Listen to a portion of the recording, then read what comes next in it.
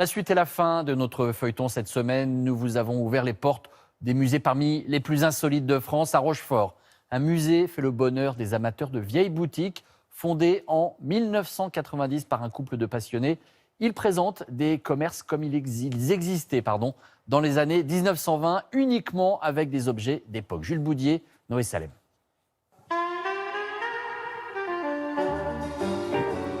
C'est un temps que les moins de 60 ans ne peuvent pas connaître, celui des plaques publicitaires émaillées et des vieilles boîtes de conserve en fer blanc. Le petit Berlu, qu'il est bon, le petit Berlu, fabriqué avec du lait, du beurre de qualité.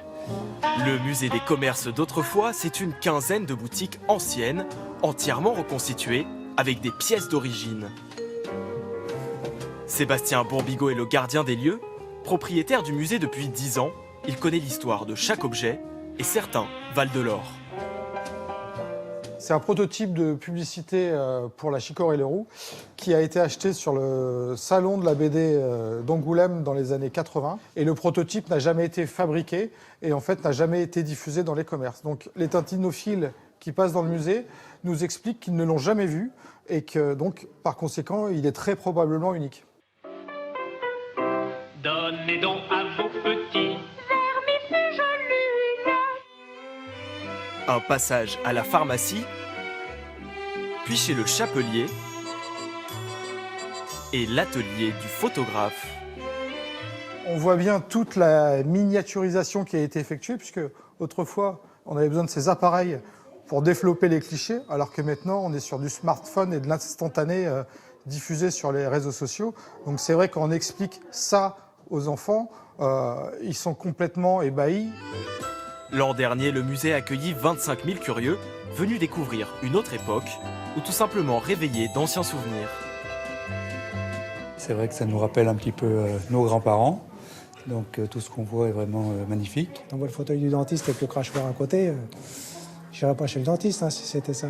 Moi qui suis dans la restauration, c'est surtout ce magnifique bar qui est derrière moi là. On imagine des anciens avec la petite gitane de maïs, jouer aux cartes, boire le litre de rouge, vous voyez, enfin, la France d'avant quoi. Cette France d'avant, on peut aussi retrouver son parfum grâce à ces diffuseurs d'odeurs installés devant chaque boutique. On actionne la molette. Une façon originale de découvrir une collection qui compte plusieurs dizaines de milliers d'objets. Dans les années 80, les parents de Sébastien commencent à les rassembler en écumant les brocantes et les commerces qui fermaient leurs portes. J'ai le souvenir de 2-3 fois où on est parti carrément dans des décharges publiques où les gens jetaient tout ce qu'ils avaient chez eux et ce qu'ils ne voulaient plus conserver et on récupérait un certain nombre d'objets, des plaques émaillées, du mobilier. Donc il y avait une camionnette, on mettait tout ça dans la camionnette et après c'était stocké dans l'entrepôt. Un entrepôt qui se trouve à quelques kilomètres dans la campagne charentaise. Aujourd'hui, il sert à conserver tous les objets qui n'ont pas trouvé leur place au musée, mais aussi des pièces qui seront bientôt présentées au public. On essaye de stocker des jouets, de les récupérer au fur et à mesure.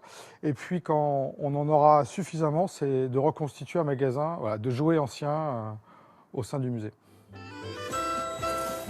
Autant de vieux objets auxquels Sébastien espère donner une seconde vie pour continuer à faire briller les yeux des nostalgiques.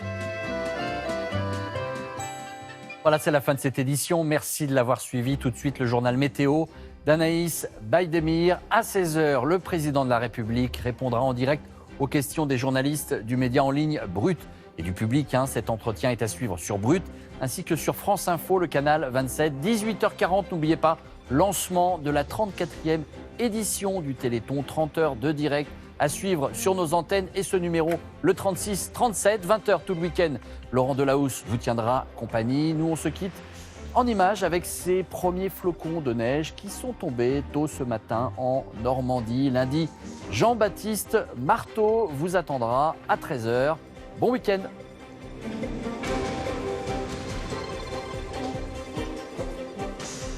Retrouvez toute l'actualité en continu sur France Info, canal 27.